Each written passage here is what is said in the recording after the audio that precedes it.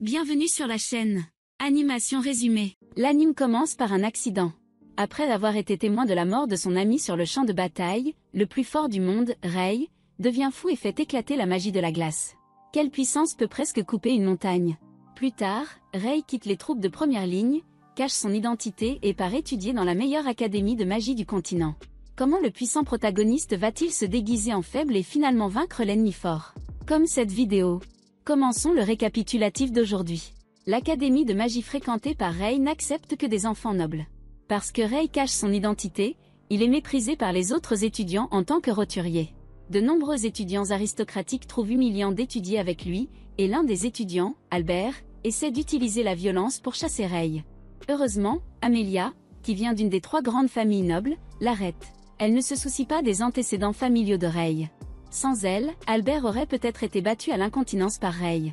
Après cela, c'est la cérémonie d'entrée. La directrice de l'académie, Abby, prononce un discours, soulignant la nécessité pour tous les élèves de se consacrer à une formation rigoureuse et de devenir des sorciers de haut niveau. En tant que représentante des étudiants de première année, Amelia prononce également un discours, réalisant qu'il rencontre une figure bien connue lors de son premier jour à l'académie. Rei est assez surprise. Amelia a une forte réserve de connaissances. À travers son discours, nous pouvons connaître la hiérarchie de ce monde. Les niveaux les plus bas à les plus élevés des sorciers sont bronze, argent, or, platine et grand. Le nombre de sorciers dans les 4 premiers niveaux est important, alors qu'il n'y a que 7 grands sorciers par ère.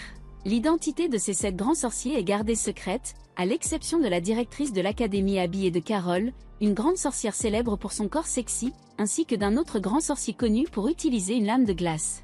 Mais personne ne s'attendrait à ce que le sorcier de la lame de glace soit le roturier Rei, qui est méprisé par eux. Les élèves de la classe apprennent activement la théorie de la magie, travaillant vers le rêve de devenir un grand sorcier. Mais Albert a réfléchi à la façon de chasser Rei. Contrairement à lui, Rei ne perd pas de temps avec Albert. Au lieu de cela, il se concentre sur la maîtrise de la théorie magique. Après les cours, il rencontre une nouvelle camarade de classe, la demi-elfe Elisa, qui est souvent humiliée à cause de ses oreilles elfiques. Avec les encouragements de Rei, Elisa reprend confiance et ne cache plus son visage dans le chapeau. Rei et sa colocataire Evie deviennent également amis. Evie adore les forts mais ne se soucie pas de la différence entre les roturiers et les nobles, et il est parfaitement conscient que Rei est la même. Outre ses nouveaux amis à l'académie, la principale Abby que tout le monde craint est la camarade de Rei qui a combattu à ses côtés. Cependant, Rei n'ose rencontrer Abby qu'en privé pour cacher son identité. Abby est généralement très sérieuse, mais elle montrera son côté mignon à Rei, ce qui choquera certainement les étudiants s'il y en a ici. Un jour, un concours d'entraînement est organisé dans la classe. Rei confronte Albert, qui a l'intention d'en profiter pour battre Rei. Cependant, la personne en pleurs s'avère être Albert après les 2 rounds de combat. Son écart de force avec Rei est comme celui entre Saitama et King dans One Punch Man. La lame d'Albert est brisée par Rei, et il tombe à genoux sous le choc et le désespoir. La nuit, il y a des halètements constants dans la chambre de Rei et Evie. Ne les confondez pas avec un couple. Ces 2 hommes ont tellement faim de force qu'ils maintiennent un entraînement de haute intensité même tard le soir. Avec à la fois du talent et du travail acharné, il n'est pas étonnant que Rei soit devenu l'un des 7 grands sorciers du continent. Alors que Rei s'installe dans sa nouvelle vie à l'académie, le motif derrière son identité cachée se révèle progressivement. Il a passé la majeure partie de sa vie passée à s'entraîner et à se battre constamment sur les lignes de front. Tout comme Mudin dans la guilde immorale, Rei aspire à vivre une vie scolaire normale. Avec son physique robuste, il rejoint avec succès un groupe d'hommes musclés, et son bon caractère fait de lui un membre d'un club de filles dirigé par Rebecca, la présidente du conseil étudiant. Rebecca est captivée par les muscles bien développés de Rei et demande fréquemment la permission de les toucher. Par conséquent, Emilia et Rebecca, issues des 3 grandes familles nobles, se lient d'amitié avec Rei. Rei pense qu'il peut vivre cette vie loin des conflits jusqu'à ce qu'Evie lui révèle secrètement qu'il y a des espions de l'Empire cachés dans l'académie. Une guerre dans le noir semble approcher. Quelques jours plus tard, l'exercice pratique annuel de l'école commence. Rei, Evie, Emilia et Elisa sont dans un groupe. Pour Rei, ce genre d'exercice est très facile, et les monstres sont tous éliminés par lui d'un seul coup. Mais bientôt ce calme est brisé. Le groupe d'Albert est attaqué par des monstres, et Rei les aide à tuer les monstres. Malgré la rancune d'Albert contre lui, à ce moment, une mystérieuse personne cachée dans l'ombre jette de la magie sur le monstre décédé, qui est ensuite ressuscité avec un regard plus terrifiant. Rei prend les devants dans la lutte contre le redoutable monstre et remarque sa carapace inhabituellement robuste. Alors qu'il hésite à révéler tout son pouvoir pour vaincre le monstre, ses compagnons entrent en action, lui faisant une surprise. Evie, Emilia et Elisa se relaient pour lancer des sorts et maîtriser avec succès le monstre, permettant à Rey de trouver sa vulnérabilité et de le tuer d'un seul coup. La mystérieuse personne se cache dans l'ombre et observe la scène en silence, tandis que l'envie d'Albert envers Rey grandit, oubliant complètement le fait que Rey vient de le sauver. À la fin, l'équipe de Rey remporte l'exercice de combat proprement dit. De nombreux étudiants absents le confondent avec le crédit d'Emilia. Après tout, la fille est beaucoup plus célèbre à l'école que Rey.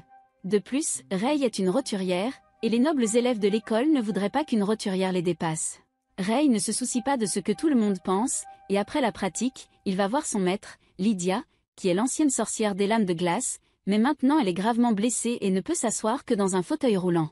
Les discussions des maîtres apprentis révèlent deux informations importantes. La première est que Rey semble avoir d'importants dangers cachés dans son corps, ce qui affectera indirectement son efficacité au combat. Une autre pièce concerne Lydia, qui a mené des recherches sur le cerveau humain, essayant de déchiffrer la relation entre la magie et le cerveau humain. Récemment, elle a découvert qu'une organisation effectuait également des recherches connexes. Mais les membres de l'organisation sont si radicaux qu'ils kidnappent et tuent directement des magiciens pour faire des recherches, et ils essaient même de recruter Lydia pour les rejoindre. Lydia n'a plus la puissance de combat de son apogée, et maintenant elle ne peut qu'espérer que Rey se méfiera de cette organisation. En marchant, Lydia sort un manuel de magie élaboré de ses vêtements et le donne à Rey en cadeau. Lydia est heureuse de voir le changement chez Rey, qui a enfin quelques sourires sur le visage. La transformation de Rey peut être attribuée à ses camarades de classe. Malgré l'hostilité de certains en raison de son statut de roturier, Rey a réussi à se faire de nombreux amis, comme la gentille Elisa et la nouvelle aristocrate Clarisse. Cependant, Amelia est toujours la plus populaire parmi ses compagnons. Grâce à ses filles, la vie de Rey a évolué vers des activités de loisirs comme le thé de l'après-midi et le shopping en plus des combats. Un jour, Amelia demande à Rey d'aller acheter de nouveaux vêtements avec elle, tout en essayant dans la cabine d'essayage. Amelia est effrayée par une araignée et se jette dans les bras de Rey avec juste ses sous-vêtements. Amelia se sent gênée et retourne en courant à la cabine d'essayage, mais son expression est à la fois timide et attentionnée. Rey a vraiment de la chance, de retour à l'école, il tombe sur Rebecca qui change de vêtements. Par la suite, Rey se sent coupable et continue de s'excuser auprès de Rebecca, mais chacune de ses excuses rappelle à Rebecca l'accident embarrassant. Inconsciemment, Rebecca a une impression de plus en plus profonde de Rey. D'autres lui plaisent en raison de son origine aristocratique, mais Rey est toujours restée sincère. Rebecca ne peut pas dire quel genre d'émotion elle a pour Rey. Semblable à Rebecca, Amelia occupe également une place spéciale pour Rey dans son esprit. Cependant, son approche pour établir une connexion avec lui diffère. Dernièrement, Amelia s'est consacrée à ses préparatifs pour le prochain tournoi de sorciers à l'épée. En conséquence, elle a trouvé un moyen unique de s'engager avec Rey. C'est-à-dire en duel. Après avoir observé les prouesses de combat impressionnantes de Rey contre les monstres, Amelia a développé le désir de le défier.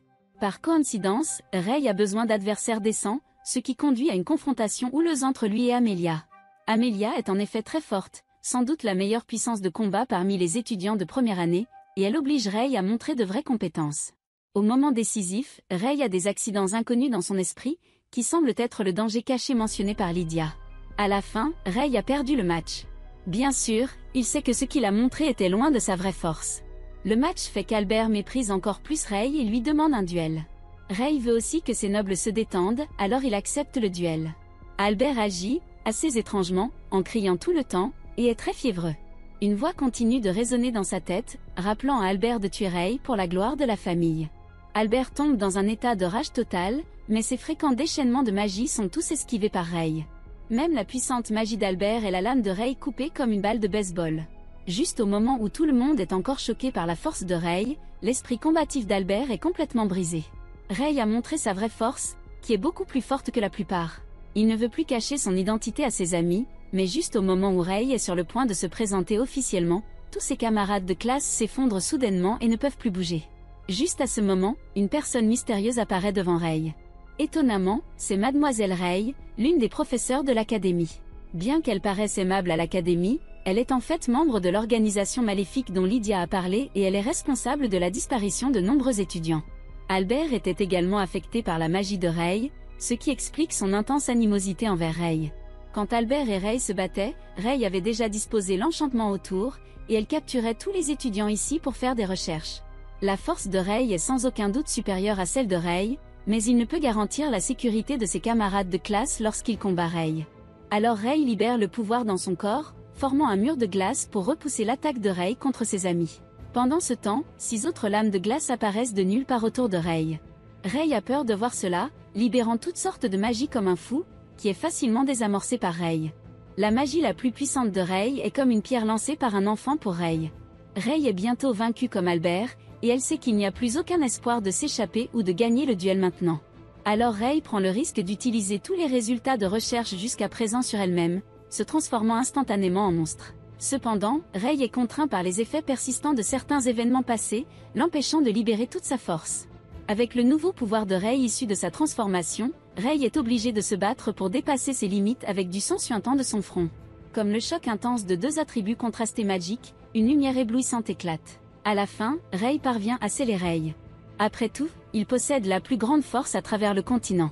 Cependant, avec son énergie à découvert, Rey tombe dans le coma, et dans un état second, la conscience de Rey semble retourner à son enfance lorsque sa ville natale a été détruite pendant la guerre.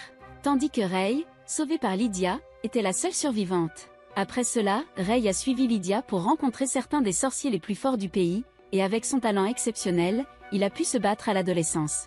Malheureusement, personne ne joue éternellement le rôle de vainqueur à la guerre.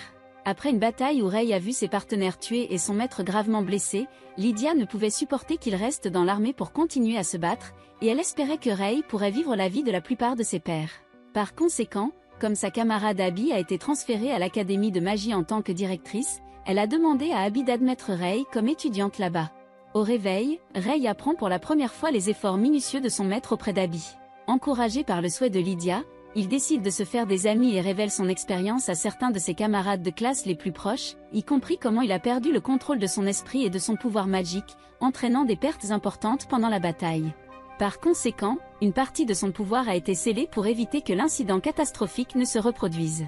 Ses amis sont tous très surpris après avoir entendu l'histoire de Rey. Personne ne s'était jamais attendu à ce qu'il soit le sorcier de la lame de glace parmi les 7 grands sorciers. La bonne nouvelle est que personne ne l'éloigne de son identité, et Amelia embrasse chaleureusement Rey. Remis de sa blessure, Rey retourne en classe et découvre que l'enseignante qui remplace Mademoiselle Grey est son ancienne camarade d'armes, Carol. Le corps de Carol est si chaud que les garçons et les filles sont attirés par ces 2 énormes armes. Les adolescents sont particulièrement énergiques en hormones, y compris la cloche de l'école. Amelia, quand elle prend un bain seule, son esprit est plein des combats héroïques de Rey. Mais la dernière fois que Rey a vu Amelia ne porter que des sous-vêtements, il était très calme, ce qui fait qu'Amelia ne peut s'empêcher de détacher la serviette de bain pour voir pourquoi son corps n'a pas réussi à charmer Rey. L'atmosphère ambiguë entre les adolescents est rapidement interrompue par le prochain tournoi de sorciers à l'âme. En plus de l'académie de Rey, 2 autres académies magiques participeront également à la compétition. En raison de son rôle de sorcier de la lame de glace, Rey s'abstiendra de participer pour maintenir l'équité. 2 étudiants, Amelia et Albert, se démarquent lors du match de sélection. Maintenant, Albert a échappé à l'influence de Rey et sa relation avec Rey s'est apaisée. Rey peut dire qu'Amelia est impatiente de gagner, alors il entraîne Amelia en privé. Avec le grand sorcier comme tuteur, la force d'Amelia a été grandement améliorée bien que le processus d'entraînement soit si douloureux qu'Amelia a récemment fait des cauchemars, rêvant que ses camarades de classe portaient des tenues apparentes pour la séduire. Rey sent qu'Amelia n'est pas en bon état, et afin de l'aider à obtenir des informations sur son adversaire, Rey se déguise en fille pour entrer dans les 2 autres académies. Rey trouve la candidate favorite pour le championnat du tournoi, Ariane, une fille qui était autrefois très amie avec Amelia avant qu'elles ne s'éloignent l'une de l'autre car elles devaient se battre pour leur famille. Ariane est déconcertée en entendant la voix masculine de Rey malgré son apparence féminine. Sa surprise s'intensifie lorsque Rey se présente comme l'amie d'Amelia, mais elle accepte toujours le défi de Rey, ce qui entraîne une conclusion rapide alors qu'elle le désarme sans effort. Avec ses compétences de combat chevronnées, Rey se rend rapidement compte de la formidable force d'Ariane lors du duel. Alors qu'il se prépare à revenir et à commencer une formation spéciale pour Amelia, il donne un coup de main à une fille sur le point de trébucher. La fille s'avère être Maria, la sœur de Rebecca, intriguée par la fausse apparence féminine de Rey. Maria décide de poursuivre son inscription à l'académie de magie à l'avenir. Rey entend comme a construit un grand harem, mais maintenant avec un look girly, il est toujours étonnamment attrayant. Après être revenu à sa forme de garçon, Rey emmène ses camarades de classe rendre visite à son maître Lydia, qui semble être devenue très joueuse depuis qu'elle a été renvoyée de l'armée. Juste après avoir admiré les pectoraux d'Evie, elle est attirée par les plus gros d'Elisa. Quoi qu'il en soit, les blagues pour adultes de Lydia sont juste pour briser la glace, et elle a une tâche importante à accomplir cette fois, qui est d'aider Amelia avec des problèmes psychologiques. La relation entre Amelia et Ariane est très compliquée. Ils étaient autrefois amis, mais maintenant ils sont adversaires. Sans oublier qu'Amelia a perdu contre Ariane en duel. Mais après tout, Lydia a enseigné aux meilleurs sorciers comme Ray, et Amelia se réjouit bientôt de son illumination. Bientôt le jour du tournoi, Albert réalise un très bon résultat et se dirige vers le cut. Jusqu'à ce qu'il rencontre l'adversaire puissant, Ariane. Face à elle, Albert a un sentiment de désespoir comme se battre avec Ray. Peu importe la force de ses attaques, elles sont toutes bloquées par Ariane. L'énorme écart de force permet finalement à Ariane de gagner la partie. Pendant ce temps, une personne mystérieuse observe Ray dans l'ombre. Dans cette atmosphère inhabituelle, Ray rencontre son aîné, Rex. Heureusement, Rex n'est pas dans un rôle de confrontation. Il guide Ray pour qu'elle rencontre Lydia et Abby. Il s'avère que Rex vient d'une famille dédiée au travail d'espionnage dans le royaume depuis des générations. De plus, la femme de chambre de Lydia, Carla, est la sœur de Rex et appartient également à la famille. Abby informe Ray qu'ils ont découvert un complot pour enlever des enfants nobles. Par conséquent, il charge Ray et Rex de collaborer à la protection des élèves. La plupart des gens ne sont pas conscients du danger imminent tout en appréciant le jeu dans l'arène. Le tournoi de cette année est un peu spécial, avec plusieurs supérieurs célèbres de longue date et un visage inconnu en compétition pour la couronne. L'homme est Lucas, qui établit un record de match en assommant son adversaire en seulement 2 secondes, et il met un point d'honneur à jeter un coup d'œil à Ray lorsqu'il sort. Il semble que son identité ne soit pas simple. La nuit, une autre candidate populaire pour le championnat, Ariane, s'entraîne toujours. Sa super force actuelle n'est pas seulement affectée par le talent, mais aussi par les efforts qu'elle déploie qui dépassent ceux de la plupart des gens ordinaires. Contrairement à Ariane, qui se prépare activement pour la compétition, Amelia fait face à des défis psychologiques encore plus profonds à mesure que la compétition se rapproche. Elle a peur de perdre à nouveau contre Ariane, ce qui entraînera l'humiliation de sa famille. En tant que membre de la noblesse, Amelia subit une pression considérable. Juste au moment où Amelia est sur le point d'être submergée par ses luttes psychologiques, Ray redevient celle qui la sauve. Le sorcier Lame de Glace promet de rester à ses côtés pour l'aider à trouver un sens à la vie contre toute attente. Amelia est tellement touchée qu'elle se jette dans les bras de Ray et pleure bruyamment. Pour la première fois, elle peut enlever son déguisement d'être dure. Alors que la nouvelle journée commence, Amelia et Ariane sont sur le point de se confronter, tandis qu'Elisa dans les gradins est un peu jalouse après avoir appris que Ray était avec Amelia hier soir. Elle aime beaucoup Ray, et elle a peur que Ray et Amelia aient déjà eu une interaction intime la nuit dernière. En fait, Ray ne peut plus prêter attention aux histoires d'amour maintenant. Tout à l'heure, Rex l'a informé que 8 étudiants avaient disparu. Utilisant ses remarquables talents de reconnaissance, Ray parvient à localiser les étudiants enlevés, y compris sa connaissance Clarisse, alors qu'il la tient et tente de quitter les lieux. Ils sont entourés de plusieurs groupes de ravisseurs, ne laissant aucun choix. Ray libère instantanément son verrou Chronos pour geler toutes ces personnes, puis confie d'autres étudiants inconscients à Rex. En ce moment, la bataille entre Amelia et Ariane a atteint son paroxysme. Les 2 sorciers de génie ont libéré toute leur force. Au cours d'un combat acharné après l'autre, Ariane prend progressivement le dessus et se rapproche de plus en plus de la victoire. C'est alors que Ray se présente enfin, ce qui encourage grandement Amelia, et le potentiel des filles explose. Ariane devient vigilante lorsqu'elle voit l'aura d'Amelia devenir très puissante comme si elle s'était complètement transformée en une autre personne. La situation est inversée. Amelia repousse toutes les attaques d'Ariane, debout jusqu'à la fin dans un assaut magique féroce. Au final, Amelia non seulement gagne le duel mais surmonte aussi ses problèmes psychologiques et se réconcilie avec Ariane. Cela met fin à la compétition des 2 filles. Ce qui suit ensuite est la finale du tournoi où les étudiants seniors Rebecca et Lucas s'affronteront. Rebecca est célèbre pour être la championne de l'année dernière. Cependant, Lucas la bête avec un seul coup. Le public éclate d'acclamations après un bref silence. Alors que Lucas part, il se porte volontaire pour provoquer Ray. Comme Ray, le mentor de Lucas est aussi un grand sorcier. Lucas a hâte que Ray surmonte son surmenage magique. Alors qu'il prévoit de vaincre Ray lors du tournoi de l'année prochaine et de démontrer que la secte de sorciers à laquelle il appartient est la plus forte de toutes les grandes sectes de sorciers. Mais pour Ray, l'année prochaine est encore loin. Il s'amuse beaucoup avec ses camarades de classe pendant la célébration, portant même un costume de femme de chambre pour participer à certaines activités. La poitrine de Ray attire beaucoup d'attention, et la sœur de Rebecca, Maria, qui est également ici, est directement stimulée par l'apparence coquette de Ray au point de saigner du nez. Quand Rebecca se promène avec Ray, elle semble être un peu déprimée. Elle est forcée par son père d'être fiancée à un homme nommé Evan, qui est très excentrique, récemment, mais pour ne pas inquiéter ses amis. Rebecca ne parle à personne de ses soupçons. Le dernier jour de la célébration, Evan kidnappe secrètement Rebecca. L'origine de cet homme semble compliquée, car il peut même disposer de nombreux monstres pour bloquer les poursuivants. Heureusement, Ray, Abby et Lydia ont senti l'anomalie d'Evan et remarquent immédiatement la disparition de Rebecca. Alors que ses amis traînent les monstres, Ray est chargé de sauver Rebecca. Avant qu'il n'arrive, Evan apparaissent étonnamment. Il s'avère qu'Evan, qui a kidnappé Rebecca, est déguisé en une femme nommée Lizalo, le sorcier imaginaire appartenant au Parti des Justes. Elle téléporte le vrai Evan dans une autre dimension pour le sceller temporairement dès qu'elle apparaît. Par la suite, Lizalo crée un énorme enchantement pour piéger Peridorogo, l'homme qui suit Evan. Elle informe Ray qu'un mystérieux pouvoir magique sur Rebecca la mettra perpétuellement en danger. La seule solution est de rendre sa magie incontrôlable, puis de la sceller. Ayant déjà vécu des situations similaires, Ray sera responsable des travaux de scellement. Ray se rend compte que les accidents de la journée ont été arrangés à l'avance par Lizalo, et cette femme mystérieuse n'est pas une méchante. Juste à ce moment, Peridorogo brise l'enchantement, alors que Lizalo doit se battre avec Evan dans l'autre dimension. Elle demande à Ray de s'occuper de l'homme. Dans la dimension, Evan se rend compte qu'il n'est pas à la hauteur de Lizalo, alors il utilise de manière décisive des sorts interdits pour devenir un monstre. Il semble qu'il appartienne à la même organisation que Mademoiselle Grey. Heureusement, Lizalo est beaucoup plus forte qu'Evan, et elle le bête d'un seul coup. Quand Evan appelle désespérément Lizalo le sorcier le plus fort, elle le corrige. Le titre le plus fort n'appartient qu'au sorcier lame de glace Ray. Lizalo a raison. Ailleurs, Ray a levé son sceau et vaincu Peridorogo. Il semble qu'il n'ait jamais perdu depuis ses débuts, à l'exception d'une défaite dans sa mémoire. À ce moment, le pouvoir magique de Rebecca commence à devenir incontrôlable, et Ray lui donne un baiser chaleureux, réussissant à sceller le pouvoir incontrôlable.